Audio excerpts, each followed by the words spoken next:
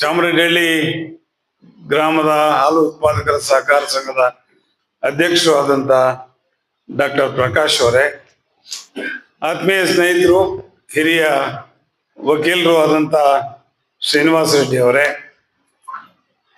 KP ಟ್ರಾವೆಲ್ಸ್ನ ಮುಖ್ಯಸ್ಥರಾದ ಪ್ರಭಾಕರ್ ಅವರೇ, ಬಹಳ ಜನ ಇದ್ದಾರೆ, ದಯವಿಟ್ಟು ಕ್ಷಮಿಸಿ, ಸಮಯ ಜಾಸ್ತಿ ತಗೊಳ್ಳೋದು ಬೇಡ.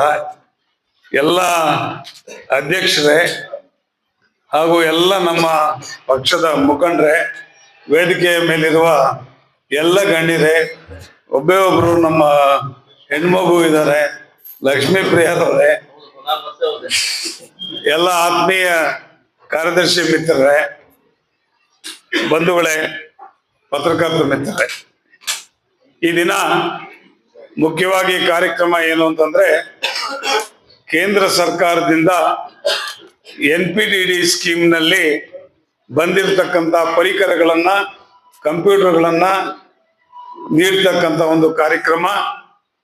ಹಾಗೇನೆ ಏನು ನಮ್ಮ ಈ ಸೆಮೆನ್ನ ಕೊಡ್ತಕ್ಕಂಥ ನಮ್ಮ ಇವರಿಗೆ ವರ್ಕರ್ಸ್ಗೆ ಜರ್ಕಿನ್ ಅನ್ನ ಕೊಡ್ತಕ್ಕಂಥ ಒಂದು ಕಾರ್ಯಕ್ರಮ, ಹಾಗೂ ಇನ್ನೊಂದು ಕಾರ್ಯಕ್ರಮ AMCU ಇವನ್ನ ಕೊಡ್ತಾ ಇರ್ತಕ್ಕಂಥ 3 ಕಾರ್ಯಕ್ರಮಗಳನ್ನ ಸಮ್ಮಿಲನ ಮಾಡಿಕೊಂಡು ಇವತ್ತು ಈ ಕಾರ್ಯಕ್ರಮವನ್ನ ನಾವು ನಡೆಸ್ತಾ ಇದ್ದೀವಿ. ನೀವೆಲ್ಲರೂ ಆಗಮಿಸಿರುವ ಈ ಒಂದು ವಿಚಾರಕ್ಕೋಸ್ಕರ ನಮ್ಮ ಬಾಬು ಅವರು ಪಾಪ ಹೋಗ್ತಾ ಇದ್ರು, ಇಲ್ಲ ಇರ್ಬೇಕು ಅಂತ ಹೇಳಿದ್ರೆ ನಮ್ಮ ಬಾಬು ಅವರು, ಮತ್ತೆ ಎಲ್ಲ ಒಂದು ಡೆಕ್ಕನ್ ಬಾಬು ಅವರು, ಎಲ್ಲ ಸ್ನೇಹಿತರು ಬಹಳ ಜನ ಬಂದಿದ್ದಾರೆ, ಎಲ್ಲ ಅಧ್ಯಕ್ಷರು. ನಮ್ಮ ಒಂದು ಪಕ್ಷದ ಹಿರಿಮೆ ಏನಂತಂದ್ರೆ ಬಹಳಷ್ಟು ಜನ ಎಲ್ಲ ನಮ್ಮ ಇವರೆಲ್ಲ ಅಧ್ಯಕ್ಷರುಗಳೇ, ಹಾಗಾಗಿ ಹೆಚ್ಚಿನ ಸಂಖ್ಯೆಯಲ್ಲಿ ಭಾಗವಹಿಸ್ತಾರೆ. ಈ ಒಂದು NPTED scheme national project for dairy development ಅಂತ, ಈ ಒಂದು ಸ್ಕೀಮ್ನಲ್ಲಿ ಕೇಂದ್ರ ಸರ್ಕಾರ ತಮ್ಮ ಅನುದಾನವನ್ನು ನೀಡಿ, ಆ ಅನುದಾನಕ್ಕೆ ನಮ್ಮ ಒಕ್ಕೂಟದ ಅನುದಾನವನ್ನು ಸೇರಿಸಿ, ಇದರಲ್ಲಿ ಒಕ್ಕೂಟದ ಅನುದಾನ ಕೂಡ ಸೇರಿದೆ, ಅರ್ಧ ಒಕ್ಕೂಟದ್ದು, ಅರ್ಧ ಇವ್ರದ್ದು ಮತ್ತು ಫಲಾನುಭವಿ, ಈ 3 ಸಮ್ಮಿಲನದೊಂದಿಗೆ ಒಳ್ಳೆಯ ಪರಿಕರಗಳನ್ನ ನಾವು ಸಂಘಗಳಿಗೆ ಕೊಡ್ತಾ ಇರ್ತಕ್ಕಂಥ ಒಂದು ಕಾರ್ಯಕ್ರಮ. ಬಂಧುಗಳೇ, ಕೋಲಾರ ಮತ್ತು ಚಿಕ್ಕಬಳ್ಳಾಪುರ ಹಾಲು ಒಕ್ಕೂಟ ಒಂದಾಗಿದ್ದಂತ ಸಂದರ್ಭದಲ್ಲಿ ಸುಮಾರು 12 ಲಕ್ಷ ಲೀಟರ್ ಅನ್ನ ನಾವು ಪ್ರತಿದಿನ ನಾವು ಸರಬರಾಜು ಮಾಡ್ತಾ ಇದ್ದೀವಿ. ಹಾಗೇನೆ ತದನಂತರ ರೀಸೆಂಟ್ ಆಗಿ 1 ವರ್ಷದ ಹಿಂದೆ ಕೋಲಾರ ಒಕ್ಕೂಟ ಬೇರೆ, ಚಿಕ್ಕಬಳ್ಳಾಪುರ ಹಾಲು ಒಕ್ಕೂಟ ಬೇರೆ ಆಗಿದೆ. ಈಚೆಗೆ ಚುನಾವಣೆ ನಡೆದು 2 ಸಂಸ್ಥೆಗಳು ಕೂಡ ಕಾರ್ಯಾರಂಭ ಮಾಡಿರೋದು ನಮ್ಗೆಲ್ಲ ಗೊತ್ತಿರುವಂತ ವಿಚಾರ. ಒಟ್ಟಾಗಿದ್ದಂತ ಸಂದರ್ಭದಲ್ಲಿ 12 ಲಕ್ಷ ಲೀಟರ್ ನಾವು ಸರಬರಾಜು ಮಾಡ್ತಾ ಇದ್ದೀವಿ. ಈಗ ಕೋಲಾರ ಹಾಲು ಒಕ್ಕೂಟ ಸುಮಾರು 7 ಲಕ್ಷ ಲೀಟರ್ ನಾವು ಸರಬರಾಜು ಮಾಡ್ತಾ ಇದ್ದೀವಿ. ಬಂಧುಗಳೇ, ಕೋಲಾರ ಹಾಲು ಒಕ್ಕೂಟ 1987ರಲ್ಲಿ ಕೇವಲ 1 ಲಕ್ಷ ಲೀಟರ್ ಅಲ್ಲಿ ಅವಿಭಜಿತ ಕೋಲಾರ ಜಿಲ್ಲೆ, ಚಿಕ್ಕಬಳ್ಳಾಪುರ ಕೂಡ ಸೇರಿತ್ತು ಅವಾಗ. ಆ ಒಂದು ಸಂದರ್ಭದಲ್ಲಿ ಕೇವಲ 1 ಲಕ್ಷ ಲೀಟರ್ ಹಾಲಿನಿಂದ ಪ್ರಾರಂಭವಾದಂತ ಸಂಸ್ಥೆ ಈ 2 ಸಂಸ್ಥೆಗಳಾಗಿ 12 ಲಕ್ಷ ಲೀಟರ್ಗಿಂತ ಜಾಸ್ತಿ ಹಾಲನ್ನು ನಾವು ಶೇಖರಣೆ ಮಾಡ್ತಾ ಇದ್ವಿ. ನಮ್ಮ ಕೋಲಾರ ಹಾಲು ಒಕ್ಕೂಟ ಕೂಡ ಗುಣಮಟ್ಟದಲ್ಲಿ ಅತ್ಯುನ್ನತ ಸ್ಥಾನವನ್ನ ನಾವು ಪಡಬೇಕು ಅಂತೇಳಿ ನಾವು ಗುಣಮಟ್ಟದ ಕಡೆ ಹೆಚ್ಚಿನ ಒಂದು ಪ್ರಾಮುಖ್ಯತೆಯನ್ನ ಈಗ ಕೊಡ್ತಾ ಇದ್ದೀವಿ. ಹಾಗೇನೆ ಜೊತೆಗೆ ಗ್ರಾಹಕರಿಗೂ ಕೂಡ, ಯಾರು ನಮ್ಮ ಪದಾರ್ಥಗಳನ್ನ ಕೊಂಡ್ಕೊಳ್ತಾರೋ ಅವ್ರಿಗೂ ಕೂಡ ಅತ್ಯುನ್ನತವಾದಂತ ಉತ್ಕೃಷ್ಟವಾದಂತ ಈ ಒಂದು ಹಾಲನ್ನ ನೀಡೋದು, ಜೊತೆಗೆ ಹಾಲಿನ ಪದಾರ್ಥಗಳನ್ನ ನೀಡೋದ್ರ ಬಗ್ಗೆ ಕೂಡ ಬಹಳಷ್ಟು ಗಮನ ಹರಿಸ್ತಾ ಇದ್ವಿ. ಬಂಧುಗಳೇ, ಏನು ಕೋಲಾರ ಹಾಲು ಒಕ್ಕೂಟ ಸುಮಾರು 30-32 ವರ್ಷಗಳಷ್ಟು ಹಳೆಯದಾದ ಒಕ್ಕೂಟ. ಅನೇಕ ಪದಾರ್ಥಗಳೆಲ್ಲ, ಅನೇಕ ಮಿಷನರೀಸ್ ಎಲ್ಲ ತುಕ್ಕಿಡಿದು ಹೋಗುವಂತ ಒಂದು ಪರಿಸ್ಥಿತಿ ಇತ್ತು. ಅದರಲ್ಲೇ ಪ್ರಯತ್ನ ಮಾಡ್ತಾ ಇದ್ವಿ. ಆದ್ರೆ ನಮ್ಮ ಹೋದ ಆಡಳಿತ ಮಂಡಳಿನಲ್ಲಿ ನಿರ್ಧಾರ ತಗೊಂಡು ನಮ್ಮ ಅಧ್ಯಕ್ಷರಾದಂತ ನಂಜೇಗೌಡರ ಒಂದು ನೇತೃತ್ವದಲ್ಲಿ ನಮ್ಮ ಎಲ್ಲ ಆಡಳಿತ ಮಂಡಳಿ ಕೂಡ ಸುಮಾರು 250-300 ಕೋಟಿ ರೂಪಾಯಿ ವೆಚ್ಚದಲ್ಲಿ ಹೊಸ ಮಿಷನರೀಸ್ ತರುವಂತ ಒಂದು ಕಾರ್ಯಕ್ರಮನ ಮಾಡಿದ್ವಿ. ಜೊತೆಗೆ ಸುಸಜ್ಜಿತವಾದಂತ ಒಂದು ಆಟೋಮೇಷನ್ ಅಂದ್ರೆ ಆಟೋಮೆಟಿಕ್ ಆಗಿ ಹಾಲುನ ಬರ್ತಕ್ಕಂಥದ್ದು ಆಟೋಮೆಟಿಕ್ ಆಗಿ ಎಲ್ಲ ತಯಾರು ಮಾಡ್ತಾ ಇರ್ತಕ್ಕಂಥದ್ದನ್ನ ಹೊಸ ಡೈರಿಯನ್ನ ಇನ್ನೇನು 2-3 ತಿಂಗಳಲ್ಲಿ ಪ್ರಾರಂಭ ಮಾಡತಕ್ಕಂತ ಒಂದು ಇದನ್ನ ನೀವೆಲ್ಲರೂ ಕೂಡ ಗಮನಿಸ್ತೀರಿ. ಬಂಧುಗಳೇ, ಈ ಕಾಮಾಲೆ ಕಣ್ಣಿಗೆ ಎಲ್ಲ ಹಳದಿಯಾಗಿ ಕಾಣುತ್ತಂತೆ. ಕಾಮಾಲೆ ಕಣ್ಣಿಗೆ ಕಾಮಾಲೋಚನಕ್ಕೆ ಅಂತ ಪಸರು ಕಲ್ಪಡಿಸ್ತಂತ. ಹಾಗೆ ಇದರ ಬಗ್ಗೆ ಏನು ಡೆವಲಪ್ಮೆಂಟಲ್ ಕಾರ್ಯಕ್ರಮ ಹಾಕೊಂಡಿದೀವೋ ಅದ್ರ ಬಗ್ಗೆ ಏನು ಬೇಕಾದ್ರೂ ಮಾತಾಡ್ತಾರೆ. ಆದ್ರೆ ಇವತ್ತು ಅದು ಪ್ರಾರಂಭವಾದ ನಂತರ ಅದರ ಬೆನಿಫಿಟ್ ಹೋಗ್ತಕ್ಕಂಥದ್ದು ರೈತರಿಗೆ. ಉದಾಹರಣೆಗೆ ಸೋಲಾರ್ ಅಂತ ಒಂದು ಪ್ರಾಜೆಕ್ಟ್ ಅನ್ನ ಲಾಸ್ಟ್ ಟೈಮ್ ಮಾಡಿದೀವಿ. ಆ ಒಂದು ಪ್ರಾಜೆಕ್ಟ್ ಇಂದ 80 ಲಕ್ಷ ರೂಪಾಯಿ ಪ್ರತಿ ತಿಂಗಳು ಉಳಿತಾ ಇದೆ. ಹಾಗೇನೆ ಅದಲ್ಲದೆ ಇನ್ನು 2 ಲಕ್ಷ ಯೂನಿಟ್ 3 ಲಕ್ಷ ಯೂನಿಟ್ ಮತ್ತೆ ಉಳಿತಾ ಇದೆ. ಈ 3 ಲಕ್ಷ ಯೂನಿಟ್ ಅಲ್ಲಿ ಕೂಡ ಪ್ರತಿ BMCಗೆ ಕೊಡ್ತಕ್ಕಂತ ಒಂದು ಕಾರ್ಯಕ್ರಮವನ್ನ ರೂಪಿಸಿದೀವಿ. BMC ಅವರು ಮುಂದಕ್ಕೆ ಏನು ವಿದ್ಯುತ್ ಇದನ್ನ ಕಟ್ಟದಾಗೆ ನಾವೆಲ್ಲ ಪ್ಲಾನ್ ಮಾಡಿ ಅದನ್ನ ಮಾಡಿದೀವಿ ಆಡಳಿತ ಮಂಡಳಿನಲ್ಲಿ. ಹಾಗೇನೆ ಕಾರ್ಪೊರೇಟೆಡ್ ಬಾಕ್ಸಸ್ ಅಂತ ಅದು ಟೆಂಡರ್ ಇಲ್ಲದೆ ಹೋಗ್ತಾ ಇತ್ತು. ಆ ಒಂದು ಕಾರ್ಯಕ್ರಮದಲ್ಲಿ ಟೆಂಡರ್ ಮಾಡಿಸಿ ಸುಮಾರು 70-80 ಲಕ್ಷ ರೂಪಾಯಿ ಉಳಿಯೋಂಗ ಈ ಆಡಳಿತ ಮಂಡಳಿ ಮಾಡಿದೆ. ಒಟ್ಟಾರೆ ಒಂದು ತಿಂಗಳಿಗೆ 1,40,00,000 ರೂಪಾಯಿ ಒಂದು ತಿಂಗಳಿಗೆ ಉಳಿಯೋ ರೀತಿ ಇವತ್ತು ಕಾರ್ಯಕ್ರಮ ಹಾಕೊಂಡು ಮಾಡಿದ್ದೀವಿ. ಆದ್ರೆ ಏನೋ ಆಗೋಗಿದೆ ಅಂತ ಕೆಲವರು ಬೊಂಬಡ ಬಜಾಯಿಸ್ತಾ ಇರ್ತಾರೆ. ಇವ್ರಿಗೇನು ಅಂದ್ರೆ ರಾಜಕೀಯ ದ್ವೇಷ.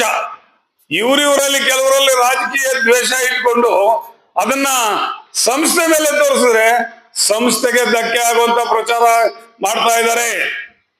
ಇವತ್ತು ಇವ್ರು ಮಾಡ್ತಾ ಇರ್ತಕ್ಕಂಥ ಒಂದು ಪ್ರಚಾರ ಸಂಸ್ಥೆಗೆ ಧಕ್ಕೆ ಬರುವಂತದ್ದು. ನಾಳೆ ದಿವಸ ಈ ಸಂಸ್ಥೆ ಇದ್ರೆ ಲಕ್ಷಾಂತರ ಜನರು ರೈತರು ಉಳಿತಾರೆ. ಈ ಸಂಸ್ಥೆ ಏನಾದ್ರು ಹಾಳಾದ್ರೆ ಲಕ್ಷಾಂತರ ರೈತರು ಹಾಳಾಗ್ತಾರೆ. ಯೋಚನೆ ಮಾಡ್ಕೊಳ್ಳಿ. ಆದ್ರೆ ಸುಮ್ಮನೆ ಪ್ರಚಾರ ಗಿಟ್ಟಿಸ್ಕೊಳ್ಳೋದಿಕ್ಕೆ ಅಲ್ಲಿ ಇಲಿ ಹೋಯ್ತು ಅಂದ್ರೆ ಹುಲಿ ಹೋಯ್ತು ಅನ್ನೋದು. ಮೊನ್ನೆ ಒಂದು ಘಟನೆ ನಡೆದಿದೆ. ಏನು ಅಂದ್ರೆ ನಿಮ್ಗೆ ನಮ್ಮ ಹೆಂಗಸರಿಗೆಲ್ಲ ಗೊತ್ತು, ತುಪ್ಪ ಮಾಡ್ಬೇಕಾದ್ರೆ ತುಪ್ಪ ಮಾಡಿ ಸೋಗ್ಸೋವಾಗ ಗಸಿ ಬರುತ್ತೆ. ಆ ಗಸಿನೆಲ್ಲ ಎತ್ತಿ ಪಕ್ಕಕ್ಕೆ ಹಾಕಿ ಅದನ್ನ ಡಿಸ್ಪೋಸ್ ಮಾಡ್ತಾರೆ. ಅದಕ್ಕೆ ಯಾವನೋ ಒಬ್ಬನ್ ತರಲೆ ಆ ಫೋಟೋ ಹಿಡಿದ್ಬಿಟ್ಟು ತುಪ್ಪನೆಲ್ಲ ಚೆಲ್ಬಿಟ್ಟಿದ್ದಾರೆ. ಇದು ಉತ್ಪ್ರೇಕ್ಷೆ. ತುಪ್ಪನ ಯಾರಾದ್ರೂ ಅಲ್ಲಿ ಚೆಲ್ಲಕ್ಕಾಗುತ್ತಾ? ಆ ಒಂದು ಘಟನೆನ ದೊಡ್ಡದಾಗಿ ಪ್ರತಿಬಿಂಬಿಸಿ ಪತ್ರಿಕೆಗಳಲ್ಲಿ ಬರೋ ರೀತಿ ಮಾಡ್ತಾರೆ. ಇವರೆಲ್ಲಾನು ಒಕ್ಕೂಟದ ವಿರೋಧಿಗಳು. ಒಕ್ಕೂಟದಲ್ಲಿ ಈಗ ನಡೀತಾ ಇರ್ತಕ್ಕಂಥದ್ದು ತಮ್ಗೆಲ್ಲ ಗೊತ್ತಿರ್ತಕ್ಕಂಥ ಒಂದು ವಿಚಾರ ಏನು ಅಂತಂದ್ರೆ, ಪ್ರತಿ ವರ್ಷ ಕೂಡ ಹಾಲು ರೇಟನ್ನ ಕಡಿಮೆ ಮಾಡ್ತಾ ಇದ್ವಿ. ಆದ್ರೆ ಈ ವರ್ಷ ಹೋದ ವರ್ಷದಿಂದ ನಾವು ಆಡಳಿತ ಮಂಡಳಿ ಲಾಸ್ಟ್ ಟೈಮ್ ಇದ್ದಿದ್ರಿಂದ ಈಗ ಆಡಳಿತ ಮಂಡಳಿ ಇರೋವರೆಗೂ ಒಂದೇ ಒಂದು ಪೈಸಾ ಕೂಡ ರೈತರ ಹಾಲಿನ ದರನ ಕಡಿಮೆ ಮಾಡಲಿಲ್ಲ. 14 ಕೋಟಿ ನಷ್ಟ ಆಯ್ತು. ಸುಮಾರು 18 ಕೋಟಿ ನಷ್ಟ ಆಯ್ತು. 14-18 ಕೋಟಿ ನಷ್ಟ ಇದ್ರು ಕೂಡ ಯಾವತ್ತೂ ಕೂಡ ರೈತರ ದರವನ್ನ ನಾವು ತಗ್ಸಕ್ ಹೋಗ್ಲಿಲ್ಲ. ಎಲ್ಲಾನು ಬಿಗಿ ಮಾಡಿದ್ವಿ. ಹೊಸ ಆಡಳಿತ ಮಂಡಳಿ ಹೋದ್ಮೇಲೆ ಎಲ್ಲ ಕಡೆ ಬಿಗಿ ಮಾಡಿದ್ವಿ. ಅಧ್ಯಕ್ಷರು ಕೂಡ ನಮ್ಗೆ ಸ್ಪಂದಿಸಿ ಏನ್ 14 ಕೋಟಿ ನಷ್ಟ ಇತ್ತು, 18 ಆಮೇಲೆ 18 ಆಯ್ತು, 14 ಆಯ್ತು, 14 ಕೋಟಿ 18 ಕೋಟಿ ನಷ್ಟ ಆಯ್ತು. ಈಗ ಲಾಭಕ್ಕೆ ಬಂದಿದೀವಿ. ಇನ್ನು 2 ತಿಂಗಳಲ್ಲಿ 9 ಕೋಟಿ ಲಾಭ ಮಾಡ್ತೀವಿ. ಬಹುಶಃ ನಿಮ್ಗೆ ಗೊತ್ತಿದೆಯೋ ಇಲ್ವೋ, 2-3 ವರ್ಷದಿಂದ ನಾವು ಹಾಲು ಕರಿಯೋ ಮಿಷಿನ್, ಚಾಪ್ ಕಟ್ರಸು ಮತ್ತೆ ಮ್ಯಾಟ್ಗಳು ಯಾವುದು ಕೊಡಕ್ಕಾಗಿರ್ಲಿಲ್ಲ ಈ ಲಾಸ್ ಅಲ್ಲಿ ಇದ್ದಿದ್ರಿಂದ. ಈಗ ನಾವು ಮತ್ತೆ ಟೆಂಡರ್ ಮಾಡ್ತಾ ಇದ್ದೀವಿ. ಟೆಂಡರ್ ಪ್ರಾರಂಭ ಆಗಿದೆ. ಹತ್ತಿರದಲ್ಲೇ ಮ್ಯಾಟ್ಗಳನ್ನ ಕೊಡ್ತೀವಿ, ಮತ್ತೆ ಹಾಲು ಕರೆಯೋ ಮಿಷನ್ ನ ಕೊಡ್ತೀವಿ, ಚಾಪ್ ಕಟರ್ಸ್ ಅನ್ನ ಕೂಡ ಹತ್ತಿರದಲ್ಲೇ ಕೊಡೋದು ಅಂತ ಕಾರ್ಯಕ್ರಮ ಇದೆ. ಈ ಕಾರ್ಯಕ್ರಮಕ್ಕೆ ಸುಮಾರು 7-8 ಕೋಟಿ ರೂಪಾಯಿ ಮೇಲೆ ಖರ್ಚಾಗ್ತದೆ.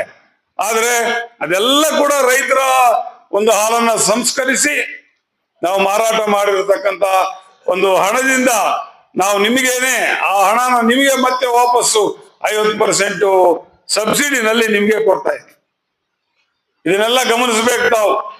ಯಾಕೆಂತಂದ್ರೆ ಕೆಲವ್ರಿಗೆ ಬೇರೆ ಏನು ಕೆಲಸ ಇಲ್ಲ, ಹಾಲು ಒಕ್ಕೂಟ ಅಂದ್ರೆ ಅಲ್ಲೇನೋ ಆಗೋಗಿದೆ ಅಂತ. ಈ ಸರ್ಕಾರದಲ್ಲಿ ಬೋವಿ ನಿಗಮದಲ್ಲಿ ಹಗರಣ, ವಾಲ್ಮೀಕಿ ನಿಗಮದಲ್ಲಿ ಹಗರಣ,